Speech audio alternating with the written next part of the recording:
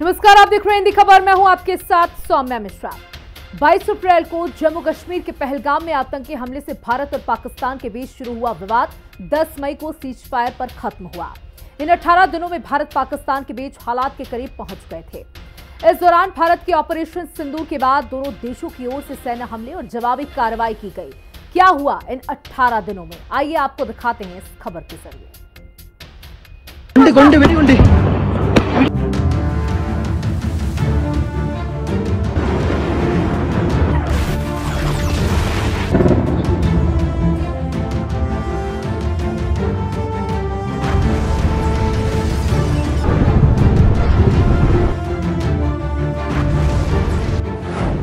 आतंकियों ने मिटाया महिलाओं का सुहाग। ऑपरेशन सिंदूर से भारत ने दिया मुंहतोड़ जवाब।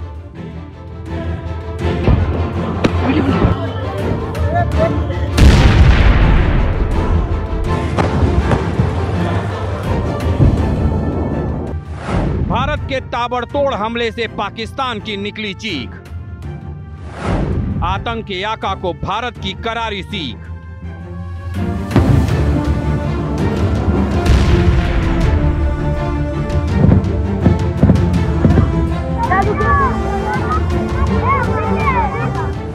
सीज फायर की भीख मांगा पाकिस्तान। अपनी शर्तों पर भारत का संघर्ष विराम। 22 अप्रैल को जम्मू कश्मीर के पहलगाम में पाक परस्त आतंकियों ने 26 निर्दोष पर्यटकों को कायराना हमले में मार डाला। आतंकियों ने पर्यटकों का धर्म पूछकर उन्हें अपनी गोली का निशाना बनाया। आतंकियों ने महिलाओं की आंखों के आगे ही उनके सिंदूर को मिटा डाला। इन महिलाओं के दर्द से पूरा देश करा उठा।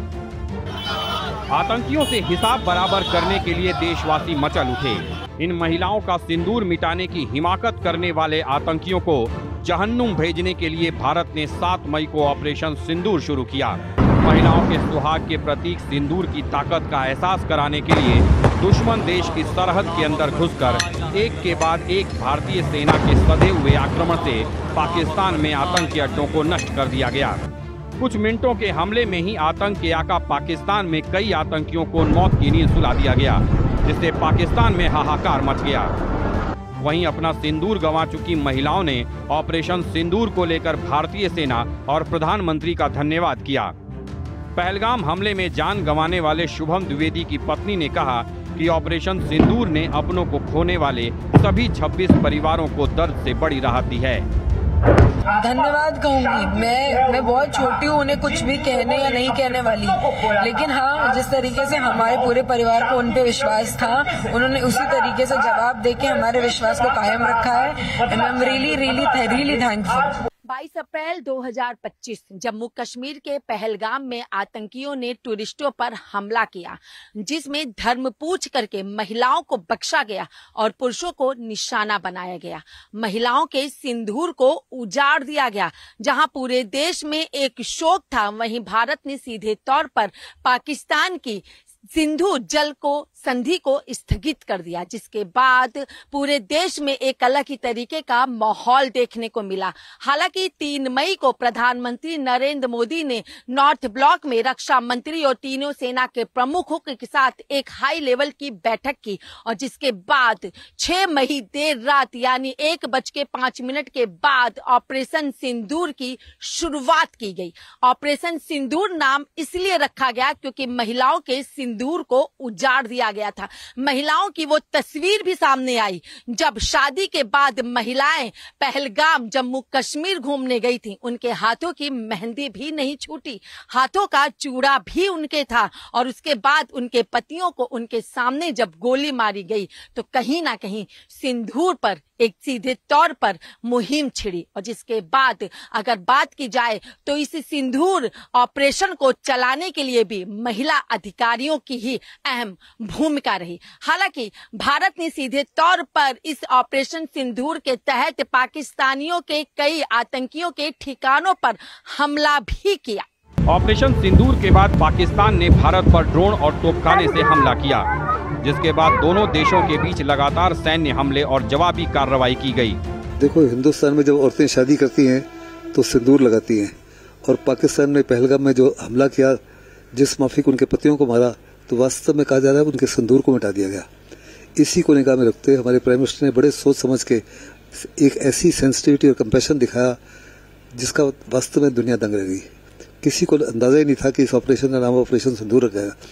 और उन औरतों के जिनके पति चले गए हैं, वो बच्चे जिनके फादर चले गए हैं, वो माँ बाप जिनके बच्चे मारे गए, उनको एक किस्म से जस्टिस मिला है। इस दौरान भारत ने पाकिस्तान के ड्रोन और मिसाइल हमलों को नाकाम कर दिया और उनके एयर डिफेंस सिस्टम को पूरी तरह से नष्ट कर दिया। इतना ही नहीं, पाकिस्तान के कई सैन्य महत्व के ठिकानों को भी क्षति पहुंचाई गई।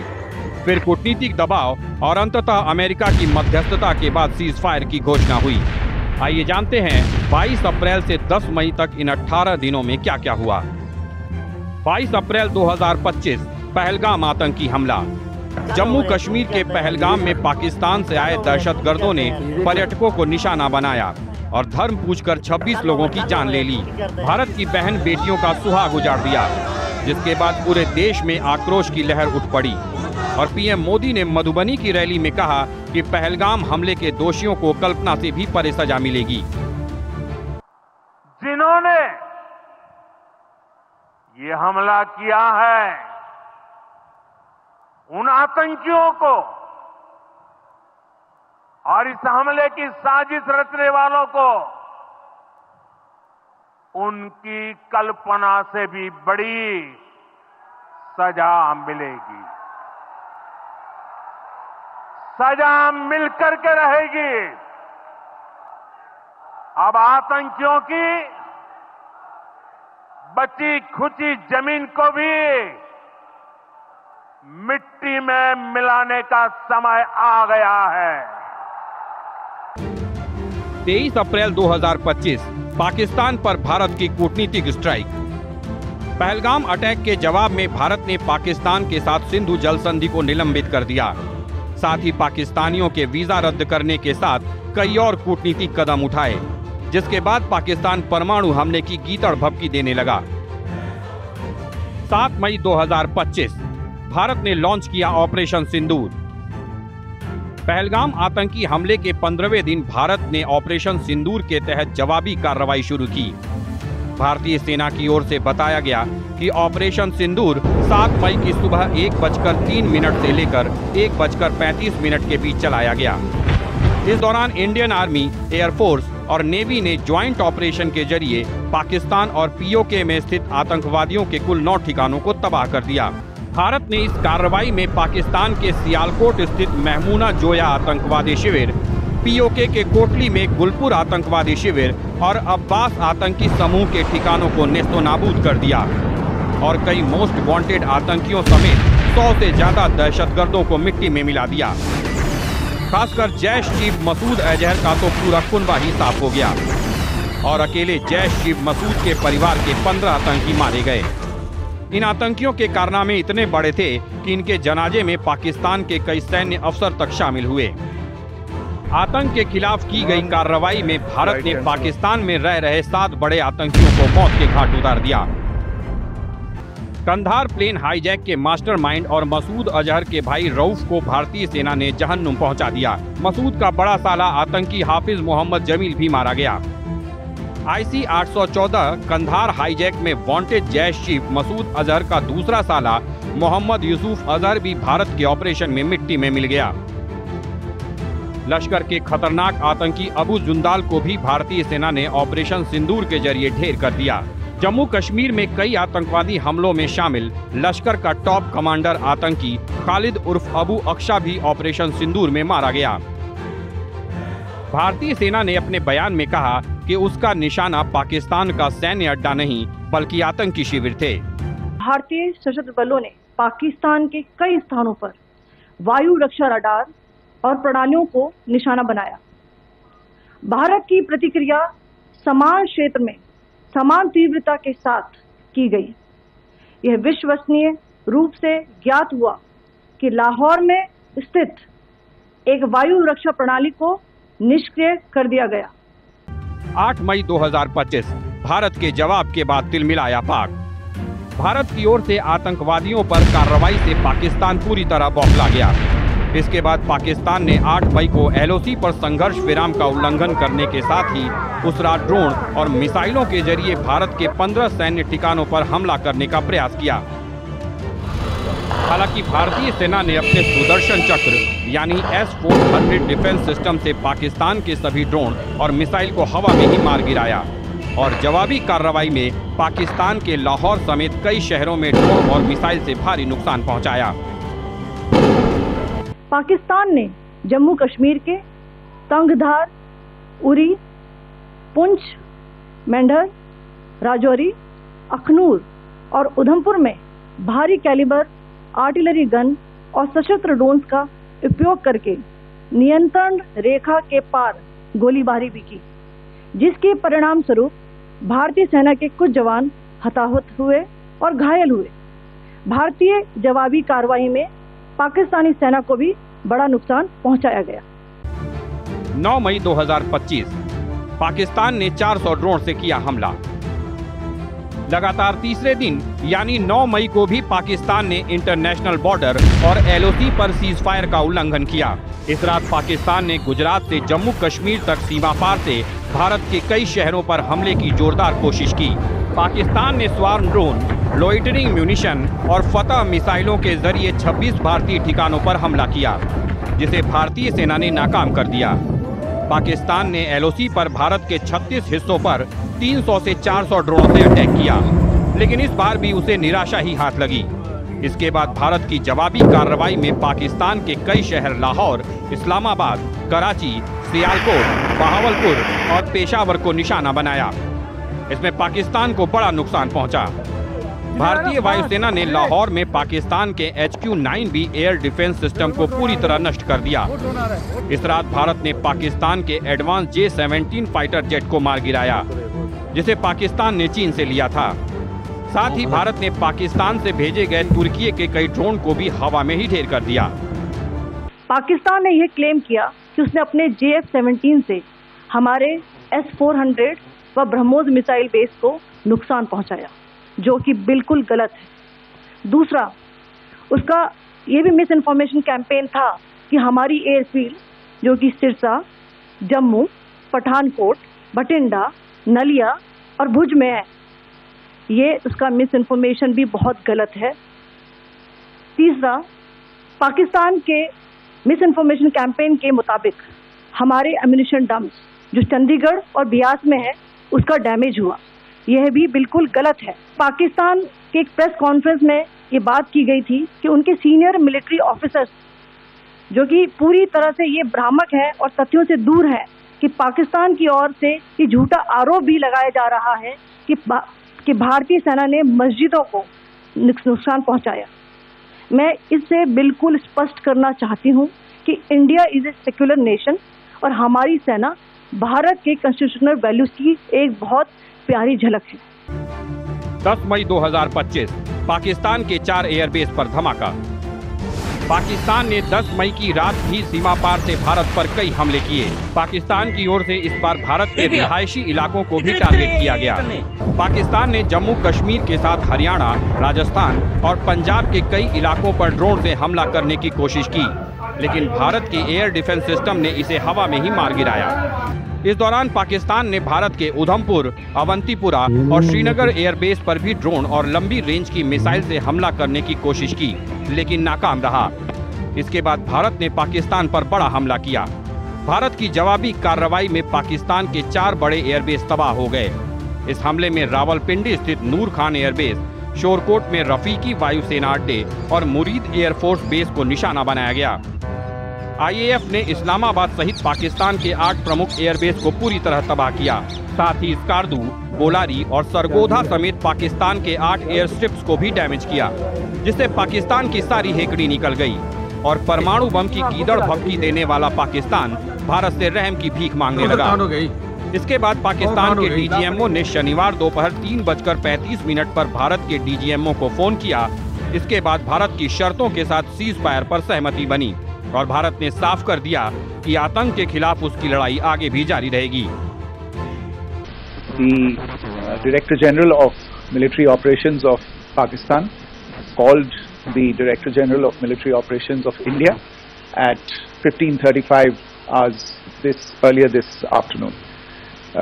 It was agreed between them that both sides would stop all firing and military action on land and in the air and sea with effect from 1700 hours Indian Standard Time today.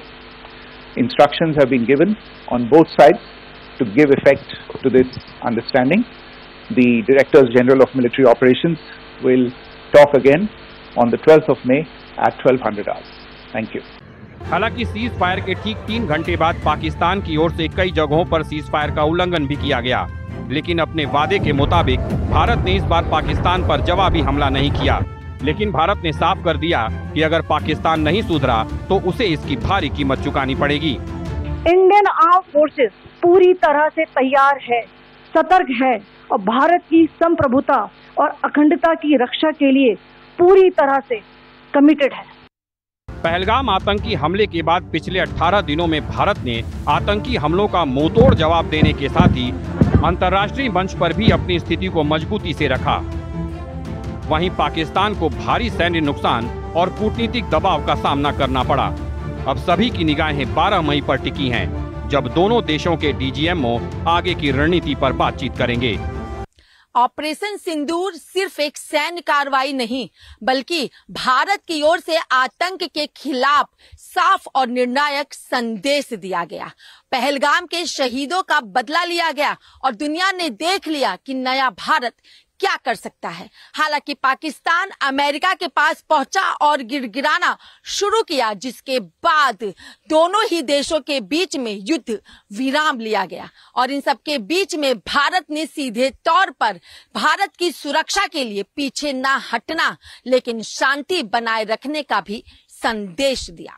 Video journalist Ajit के साथ मैं कंचन अरोड़ा, दिल्ली, हिंद खबर। वहीं परमाणु हमले का डर और मरते दम तक लड़ाई जारी रखने की गीदड़ भभकी देने वाले पाकिस्तान ने 4 दिनों के अंदर ही भारतीय सेना के शौर्य के सामने सरेंडर कर दिया।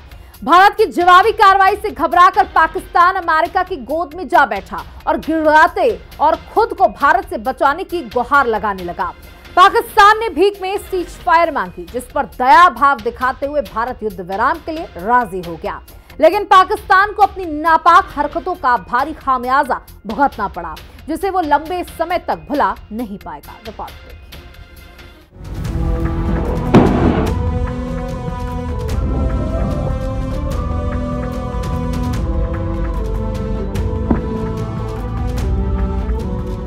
भारत का बवंडर, पाकिस्तान का सरेंडर। टूटा अभिमान, 4 दिनों में घुटनों पर पांग। नहीं चला परमाणु राग, पीछे हटा पाकिस्तान। तबाही के निशान, सीज फायर को मजबूर पाक। आतंक का समर्थन करने वाले मुल्क पाकिस्तान को भारत से पंगा लेकर मुंह की खानी पड़ी है। भारत और पाकिस्तान के बीच सीज फायर हो गया है, लेकिन ये सीज फायर भी भारत की शर्तों पर हुआ है। इससे पहले पाकिस्तान को अपनी नापाक हरकतों की भारी कीमत चुकानी पड़ी। पाकिस्तान को अपनी करतूतों का ऐसा जवाब मिला, जिसे उसकी आने वाली पुश्तें भी हमेशा याद रखेंगी। शुरुआत में मरते दम तक युद्ध लड़ने की गीदड़ भक्की दे रहे पाकिस्तान ने भारतीय सेना के बवंडर के आगे सरेंडर कर दिया और सीज फायर को मजबूर हो गया। ये सीज फायर से पहले जो हमने ऑपरेशन सिंदूर किया, वो एक बेहतरीन ऑपरेशन किया। हमने हिजबुल मुजाहिदीन, लश्कर तैयबा, जैश मोहम्मद, इनके ठिकानों को, इनके हेडक्वार्टर को नष्ट किया।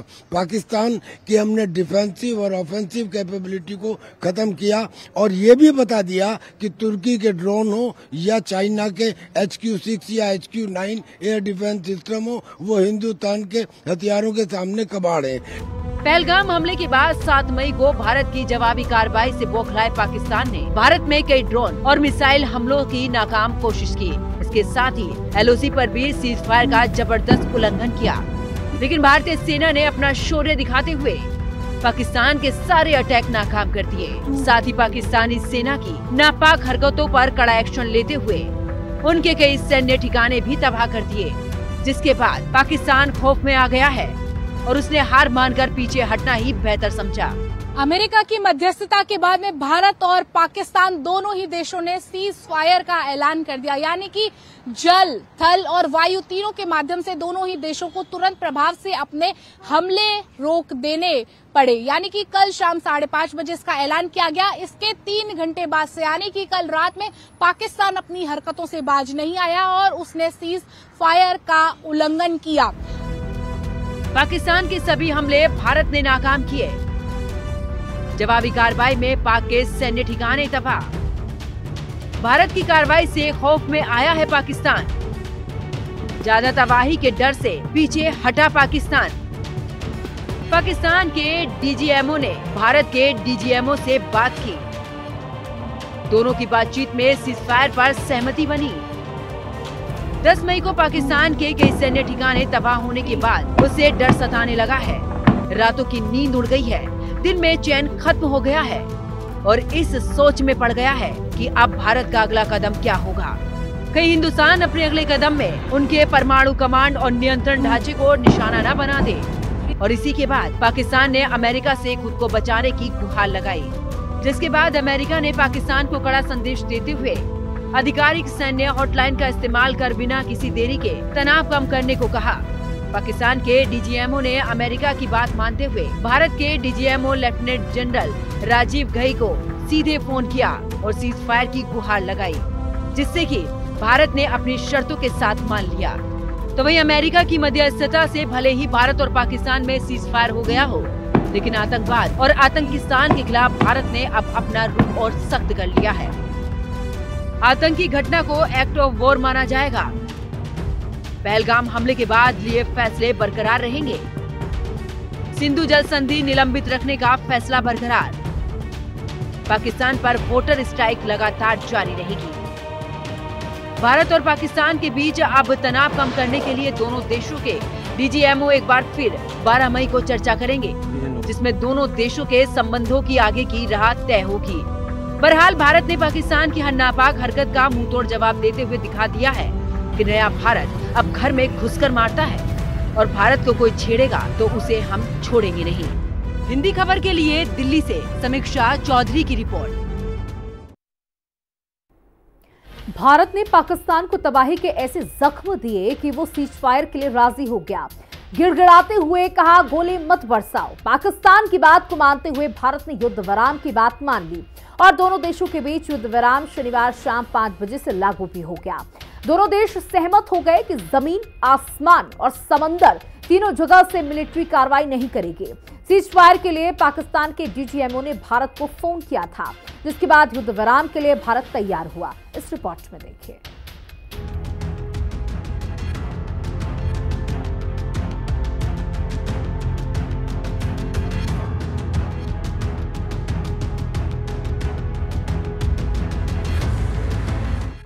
भारत ने पाकिस्तान में अपनी मिसाइलों से ऐसा गदर मचाया कि 90 घंटों के भीतर ही पाकिस्तान की सारी हेकड़ी निकल गई।